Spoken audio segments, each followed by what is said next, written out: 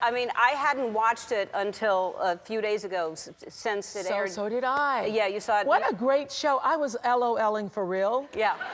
Just alone and It watching holds up. It holds up. It's funny from beginning to end. All of it's funny. Yeah, thank you. Even I was funny and didn't think I was. You were very funny? I was so nervous. And you were cracking me up. You know, especially like in part 2 where you're talking about the civil rights and going to the back of the bus and Right. like, oh my God, do we have to go to the back of the bus too? Yeah. Yeah. Right. It was everything. Well, I called you. I was driving. I remember where I was. I was pulling onto the 101, and I called you and asked if you would do this. And I was really shocked that you said yes. And my second choice. I said yes immediately, did Yeah, I you not? did. Yeah. You did, which. It wasn't even one of those, wait, let me think, let me Right. see. Yes, Yeah. And my second choice was Maya Angelou, and but you were my first choice. And because I thought, first of all, I love you and you are the queen, and I thought you would legitimize all of it. You would make it, like people would go, oh, we're not trying to make a joke of this. This is actually serious. Well, the thing is, I didn't even think about, I didn't even give it a thought. I didn't even think, oh, gee, what will this cost me? What will other people say? How will I be presented? I just said yes because I so believed in your truth and I so wanted to support you. Did you, but I mean, we've talked since then. So when you said yes right away, even though you've done all the shows about, at that time. I was doing coming out day on the show. Right. But never using a dramatic format like what you had. You had a different platform in which to reach millions of people. I heard 42 million people watch. Yeah, it was at the time I think the largest audience of. Wow. But you got so much hate mail. I couldn't believe it. I mean, like really nasty. So, it was so bad. The next day after the show, I flew back to Chicago. And the next day, our switchboard, we had to put another person on the switchboard. I remember something like 900 and something calls. They couldn't keep up. And I said, well, what are people saying? And the switchboard, I was like, you don't want to know, ma'am. You don't want to know. And I said, no, I really want to know what they're saying. And so I started looking at the sheet. And there was a lot of, you go back to Africa's. And I was like, go back to Africa over a sitcom? I was on a sitcom. I was talking to Ellen. She spoke her truth. And a lot of the N-words, a lot of vile, vitriolic stuff.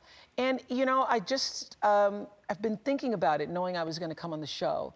And I was never so surprised by the hatred and the how loud it was, because up until that time, I'd never had that kind of thing slamming me in the face.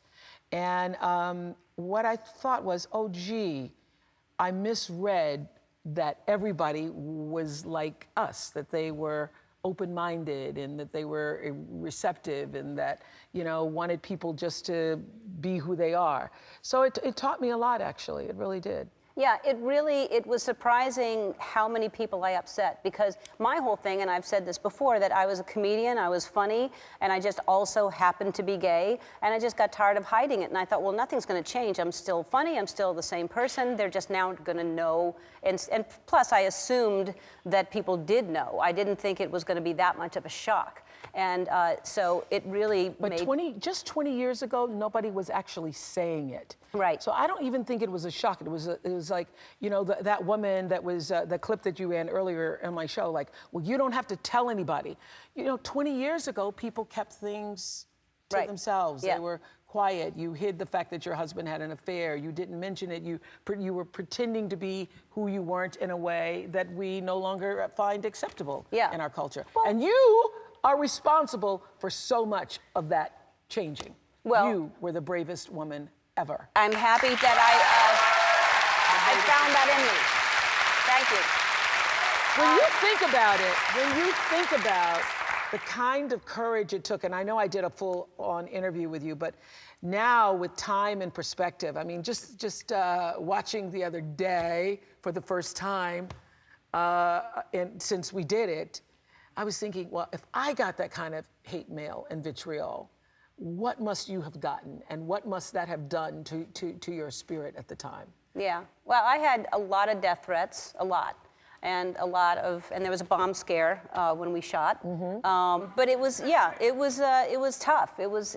I mean, there was always, you know, that's why most people don't come out, is because you think you're going to lose your career, and so people just choose a career over, you know, being truthful. And I just decided to feel that was truthful was more important than a career. But were you ever really scared? Were you ever afraid that some crazy would actually act on it? Yeah, and I did have some incidents where I'd be walking down the street and people would scream and out of a car and scream at me, or, you know, yeah, there were some violent things that happened. But and just been made fun of, like on late night television, you know, like I was the butt of every joke. I was constantly made fun of. Yeah. And so it just turned around and, you know. You know what I think, though? This is what I think for everybody who goes through anything where you have denied the truth of yourself, and then you're brave enough, you're courage enough, you have the courage, because your whole calling is about you being who you were meant to be. And the fact that you did that, you would not be who you are, Medal of Freedom, President Obama wouldn't have said those wonderful things about you. They were all so true. You wouldn't have been able to open hearts and touch hearts and change people's minds and make a difference in the world had you not had the courage to do that. And 20 years ago, you had no idea it would put you in this seat. No, and that's why I always encourage people, because it really did teach me, no matter what the cost is at the time, it is always important, like you said, you know, whatever you believe, whoever the essence of us is. We are born, we are all individual, we are all unique, and we are supposed to be that exact person. We're not supposed to conform. We're not supposed to be like somebody else. We're not supposed to act like somebody else. Right. And as long as you stay true to exactly who you are, you will be rewarded in ways that you can't imagine. That's right. Absolutely right. All right. They keep telling me we have a message, a surprise message. So I don't know. There's a lot of surprises today. Okay. Hi, Oprah. Hi, Ellen. Gosh, I wish I could be there in person, but Barack keeps booking us on all these vacations. In fact, I think we've got a kite surfing lesson in about 5 minutes, so I'm going to make this short and sweet. But seriously, Ellen, congratulations on the 20th anniversary of announcing to the world who you really are. Time and again, you have shown us what love really means. You are brave. You are kind. You are a terrible person to go shopping with.